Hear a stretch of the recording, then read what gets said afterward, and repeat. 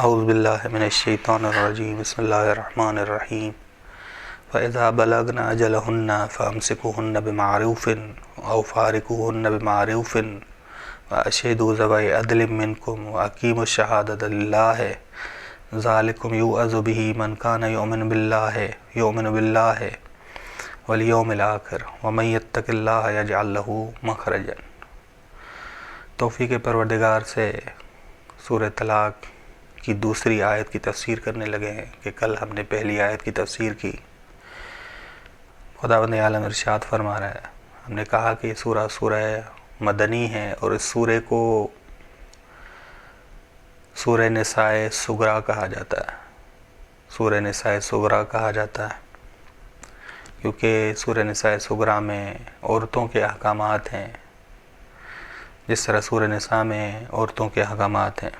بس جب وہ اپنی عدت کو مکمل کرنے کے قریب پہنچ جائیں تو انہیں نیکی کرنے سے روک لو، نیکی کرنے کے ساتھ انہیں اپنے گھر میں رہاؤ اور تمہارے درمیان نئے سرے سے تم زندگی گزارو، محبت پیدا کرو آپس میں، یا انہیں نیکی کرنے کے ذریعے چھوڑ دو، جدا ہو جاؤ۔ اور دو عادل مرد جو تم میں سے ہوں وہ گواہی دیں اور اللہ کے لیے درست گواہی، کمی بیشی کے بغیر گواہی دو۔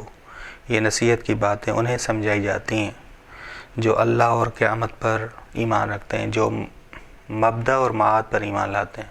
یہ بڑا مہم ہے۔ یہ نیکی، یہ تقوی کی باتیں انہیں بتائی جاتی ہیں جو مبدأ اور معاد پر ایمان لاتا ہے۔ مبدأ اور معاد ضروری ہے انسان کی زندگی میں، بہت ساری مشکلات حل ہوں گی، متقی بنے گا انسان۔ اور جو اللہ کا تقوی اختیار کرتا ہے، اللہ اس کے لیے نجات کی راہ نکالتا ہے، راہ نجات نکالتا ہے۔ بس پہلا جملہ فَإِذَا بَلَغْنَ أَجَلَهُنَّ، اس جملے سے مراد ہے کہ جب وہ عدت کی مدت پورا کرنے کے قریب پہنچ جائیں، شوہروں کو اختیار ہے کہ وہ احترام اور نیکی کے ساتھ انہیں روکے رکھیں یا احترام اور احسان کے ساتھ ان سے جدائی اختیار کر لیں۔ یہ شوہروں کے اختیار میں۔ انہوں نے دیکھا عدت، اس عورت نے ان شوہروں کے گھر میں گزاری، دیکھا کہ تبدیلی آئی ہے۔ اب محبت کا راستہ کھلنے لگا ہے، ان کے ساتھ زندگی گزارنے کے جو آثار نظر آ رہے ہیں، تو بس شوہر احترام کے ساتھ، نیکی کے ساتھ، شرعی طریقے سے انہیں روکے رکھے۔ فَأَمْسِكُوهُنَّ بِمَعْرُوفٍ، کہ بیوی کو نیکی کرنے کے ساتھ جھگڑے ختم کرتے ہوئے روکنا ہے۔ جو شرعی طریقہ ہے کہ جن رشتوں میں ادب اور احترام نہ ہو وہ رشتے ٹوٹ جاتے ہیں، یعنی اگر شوہر بیوی کی جدائی سے صرف نظر کرے، جدا نہیں ہونا چاہتا، تو کیا کرے؟ وہ حقوق جو اللہ نے اس پر واجب کیے ہیں انہیں ادا کرے، جھگڑے ختم کرے، محبت کی راہ پیدا کرے، اس کے بعد روکے رکھے کہ جھگڑے ختم کرے۔ یہ ابتدا ہو۔ جب یہ ابتدا ہو تو خدا ان کے رشتے میں برکت قرار دے گا۔ پچھلی آیت میں ہم پڑھ کے آئیں گے، خدا برکت قرار دے گا۔ فارقوہن بمعروف، اور اگر شوہر بیوی سے جدائی اختیار کرنا چاہتا ہے تو یہ جدائی بھی ادب اور احترام کے ساتھ ہو۔ سورہ بقرہ میں یہ کہا ہے کہ تسریحم باحسان، جدائی اختیار کرے احسان کرنے کے ساتھ، نہ کہ تہمتیں لگائیں ایک دوسرے پہ، احسان کرنے کے ساتھ، کہ شوہر احسان کرے، بیوی بھی کوئی تہمت نہ لگائے، حرام ہے اس پر۔ اسی طرح شوہر بھی کوئی تہمت نہ لگائے، بہانہ نہ بنائے۔ ہمارے معاشرے میں بہانے بنائے جاتے ہیں، بہانے تراشے جاتے ہیں جدائی کے لیے۔ بس شرعی طریقے سے وہ حقوق شرعی کا احترام کریں دونوں، اور بالخصوص شوہر جب جدا ہونا چاہتا ہے۔ فارقوہن مشارکت کے لیے کہ دونوں اگر جدا ہونا چاہتے ہیں تو ادب اور احترام کے ساتھ۔ معروف وہ چیز جس کے خوب ہونے کو عقل، پیغمبر، اہل بیت علیہ السلام پہچانتے ہیں کہ وہ چیز بہتر ہے، نیک ہے، خوب ہے۔ بس بہترین طریقے سے، عقل بھی اس کی تائید کرے، پیغمبر صلی اللہ علیہ وسلم بھی اور اہل بیت علیہ السلام بھی. اشہدوا ذوی عدل منکم واقیموا الشہادۃ للہ. طلاق نکاح کی مانند نہیں ہے. نکاح میں گواہ بنانا مستحب ہے، نکاح میں گواہ بنانا مستحب ہے، جبکہ طلاق میں گواہ بنانا واجب ہے. طلاق میں گواہ بنانا واجب ہے. بس عادل گواہ حادثہ طلاق کو تحمل کرے، یعنی وہ طلاق کے وقت موجود ہونا چاہیے. لازمی ہے کہ طلاق کے وقت گواہ موجود ہو، اور جب عدالت میں اس کی ضرورت پڑے تو وہ حاضر ہو اور درست گواہی دے، کمی بیشی کے بغیر گواہی دے، اور اللہ کی رضا کے لیے گواہی دے. یہ آیت بتا رہی ہے کہ اللہ کی رضا کے لیے گواہی دے. بس اقیم للہ کہا ہے، اقیم للہ، کہ یہ اقیم الشہادۃ للہ، یہ آیت نے کہا ہے کہ شہادت جو ہے خدا کی رضا کے لیے دی جائے. ذالکم یوعظ بہ من کان یؤمن باللہ والیوم الآخر. ذالکم یوعظ بہ، ذالک اس سے مراد پہلے والے مطالب ہیں کہ اشارہ ہیں کہ تقوی اختیار کرنا، اللہ کی رضا کے لیے گواہی دینا، حدود الہی سے تجاوز نہ کرنا. یہ سارے ان تمام مطالب سے مبدأ اور معاد پر ایمان لانے والا اسے نصیحت کی جا رہی ہے.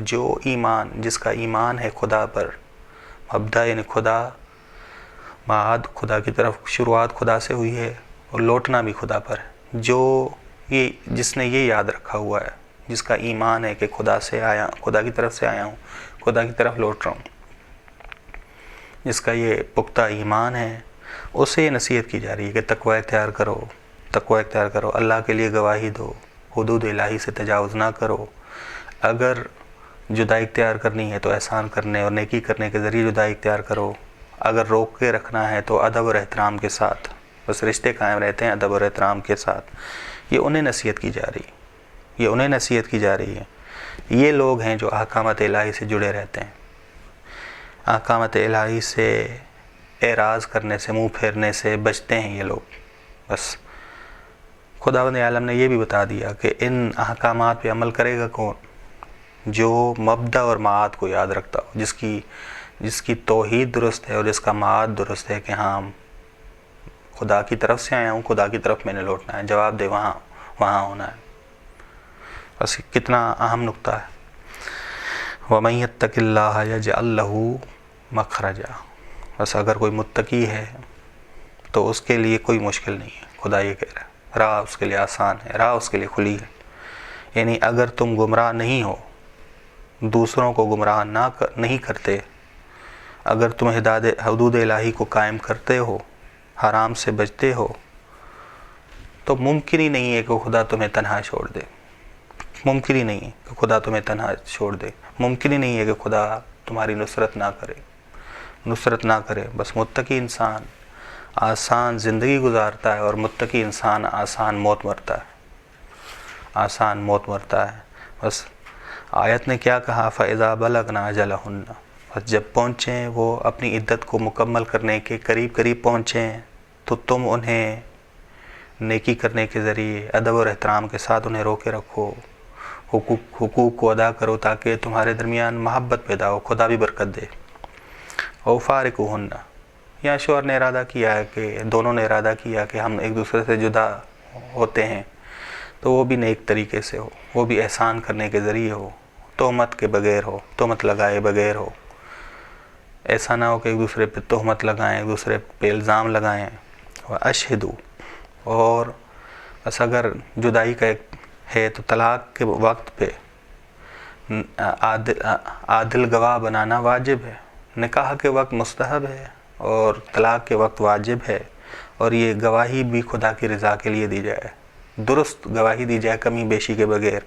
خدا کہہ رہا ہے کہ یہ ذالکم اشارہ ہے کہ یہ اللہ کا تقوی اختیار کرنا، روکے رکھنا نیک طریقے سے، یا حدود الہی سے تجاوز نہ کرنا. یہ حکم، جو احکامات جو کہے گئے، یہ انہیں نصیحت کی جاتی ہے جو ایمان لاتا ہے خدا پر، مبدأ پر اور معاد پر. جو ایمان لایا ہے کہ خدا سے آیا ہوں اور خدا کی طرف میں نے لوٹنا ہے، وَمَن يَتَّقِ اللَّهَ، اور جو اللہ کا تقوی اختیار کرے تو خدا اس کے لیے زندگی آسان قرار دیتا ہے، اس کی زندگی بھی آسان ہے، اس کی موت بھی آسان ہے۔ وصلی اللہ علی محمد اہل بیتہ الطیبین الطاہرین۔